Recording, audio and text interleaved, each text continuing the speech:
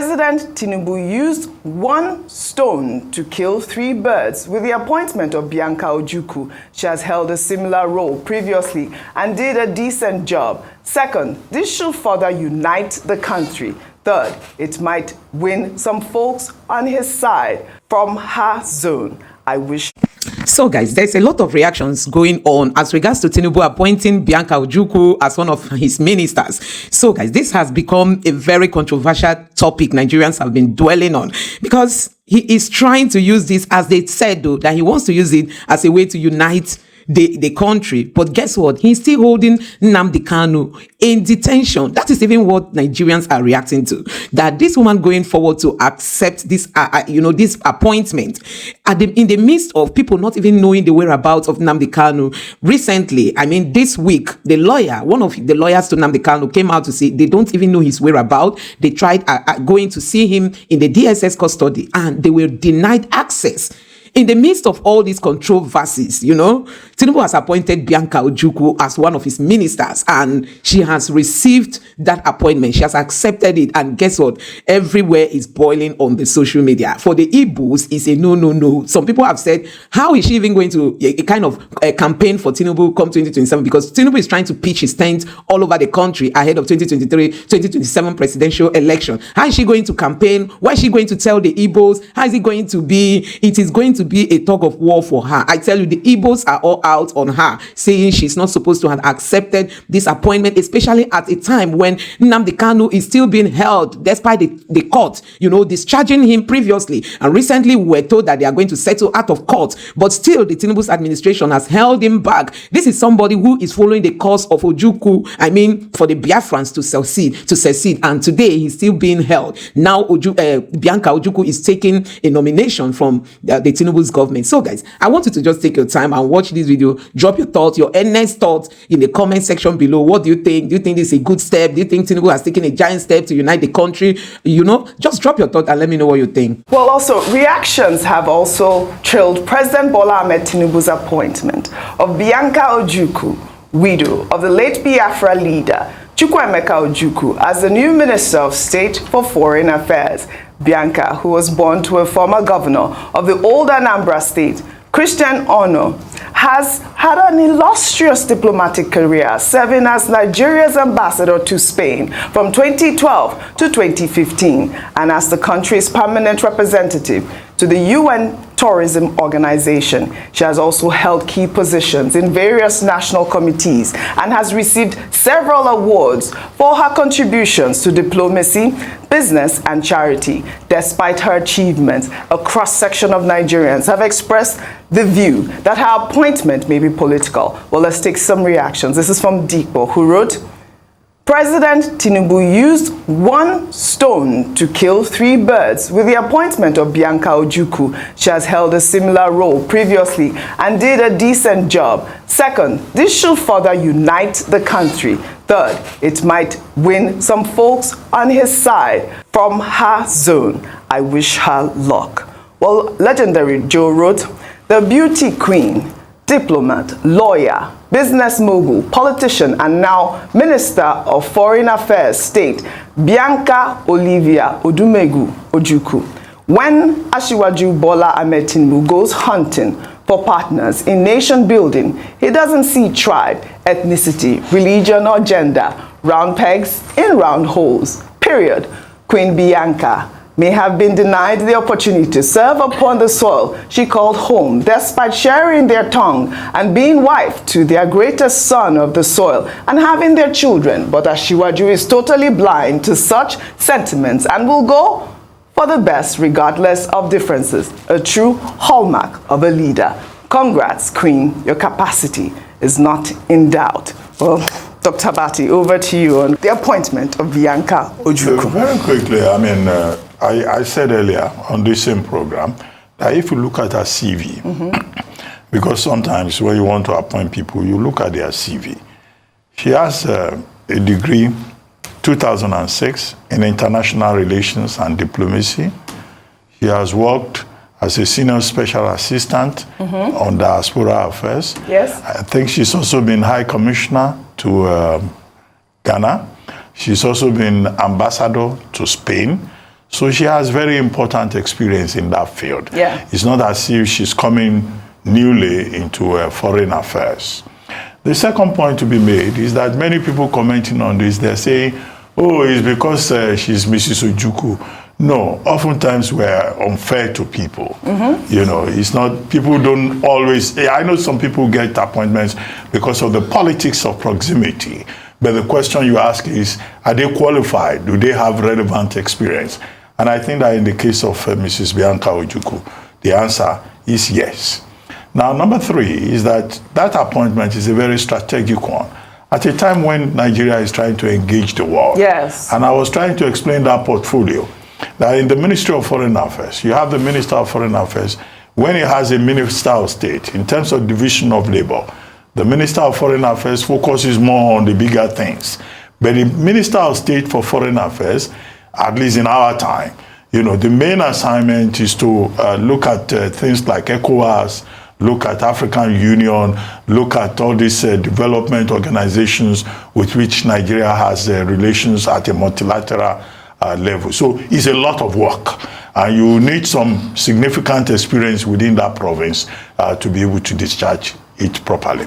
So I think that the onus now, the ball is in the court of Mrs. Ojukwu to prove herself, to prove those skeptics who say, oh, it's because she's Mrs. Ojukwu, and to let them know that, no, it is not Mrs. Ojukwu.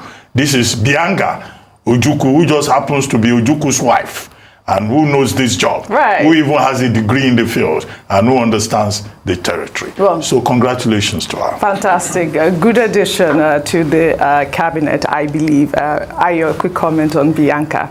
Thank you so much, Dr. Bati, for highlighting that. And I think this applies mainly to women. When women are appointed, there's always, they explain it. Oh, it's because she's this, because she's married, it's her name, and not giving the merit. And so thank you for detailing her experience and saying that she's actually a round hole in a round peg. I saw the last tweet comment was flowering. Round peg in a round. Round peg in a, I said round hole in a round. Okay, yeah, it's the most important thing. Round peg in a round hole. So kudos to her, and again, absolutely true. She will prove herself, as with the other women there, Dr. Jumoke Odowole, the Minister of State for Education, Swaibu Said Ahmed, but also saying that the last comment was quite flowery, saying that, oh, he doesn't look at, he just puts, not all the appointments the ministers currently are round pegs in round holes. There are some ministers that we have said ought not to be there, that we don't know why only 5 were discharged. Let's not go into the details of that, but some of them, we've not heard anything from them since they started. We can mention some. Ministry of Blue Economy, what has happened there since he took over?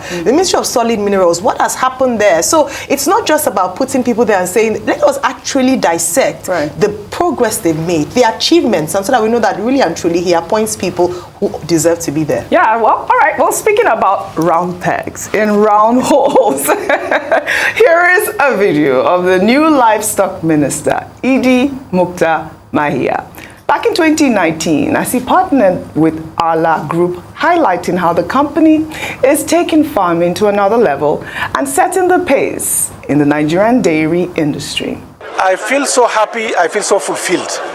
But more than that, I'm happy for the Federal Republic of Nigeria and our economy and our citizens going forward. But I foresee a huge, robust relationship between Allah and some of these upcoming farms in the country.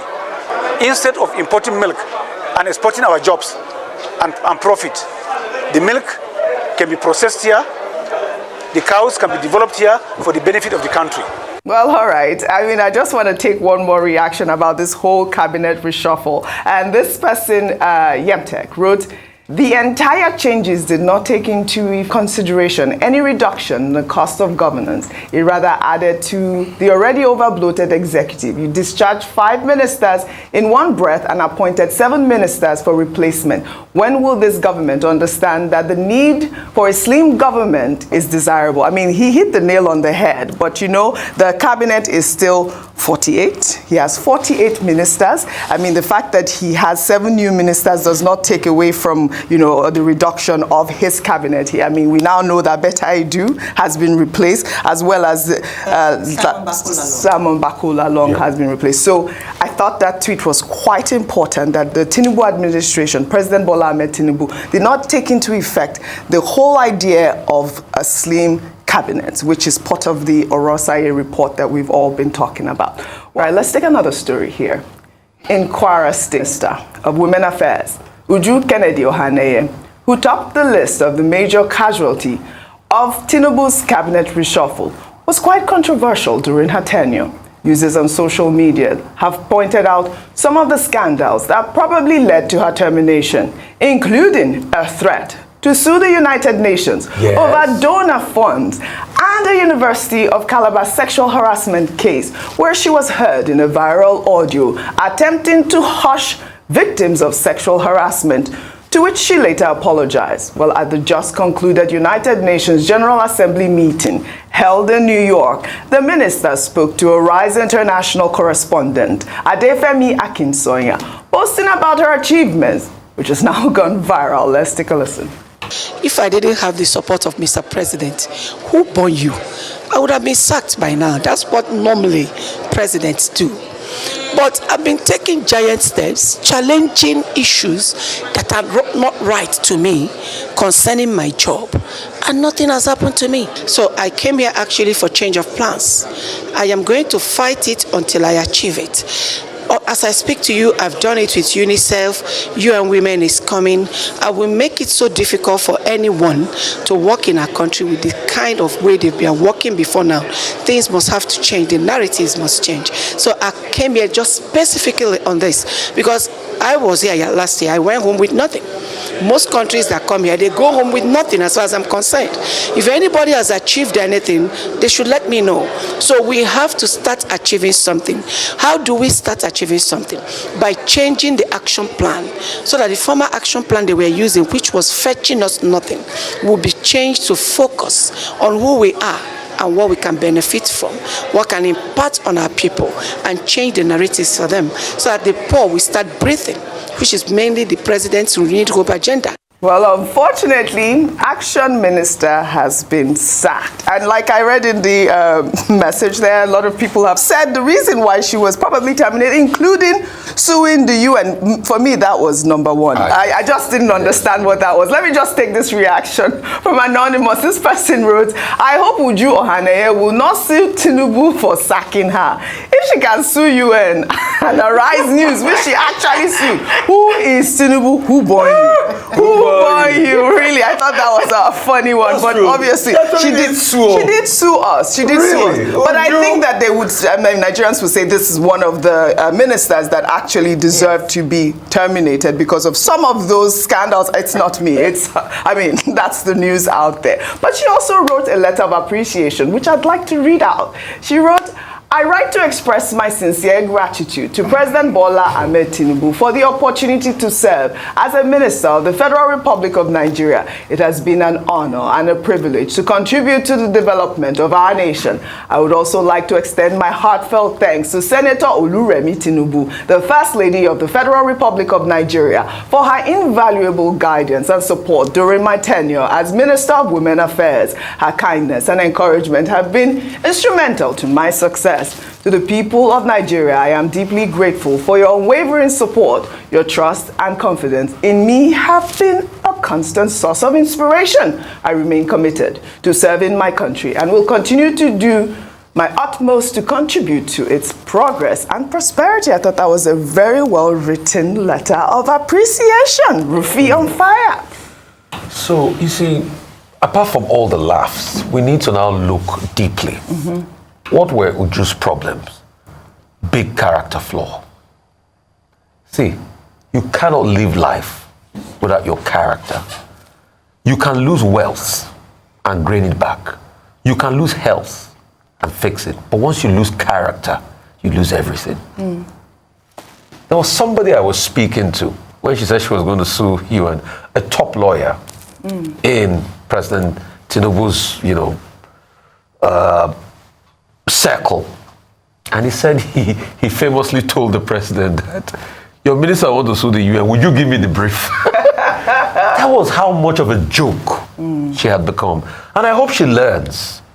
Apart from everything said, I hope she's able to introspect, because life will throw at you more positions in the future, but what you learn from this, because she came in with a lot of promise, She did. She ran for presidency in the APC prior to now. First female candidate. She'd been only woman. She's been doing a lot of charity, which I used to enjoy some of her programs on another channel then.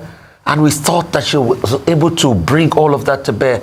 But look at the Unical case.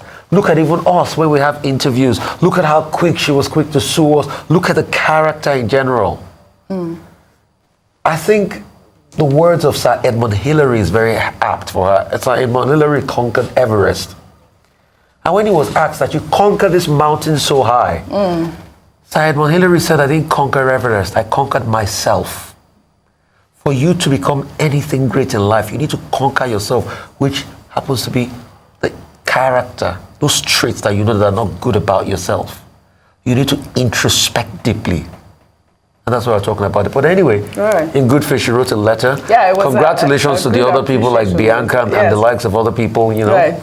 Well, all right. Well, there was another video that was trending about some sort of jubilation, you know, in her ministry, but that was a fake video. I don't think anybody was jubilating. It was an old video that was circulating. I thought that I should just try to, you know, debunk that actual video, so fake video. Because it's been trending as well. Right. People were saying that they were happy that she has gone. Right. I want to also hope that this would not deter the next Minister of Women Affairs from speaking out. Right. Because she was very vocal, even though vocal on the wrong side. But it was great to see the passion that she did the work with, and I'm hoping that the next minister would be as passionate and as vocal, but also very knowledgeable. Fantastic. Well, fantastic.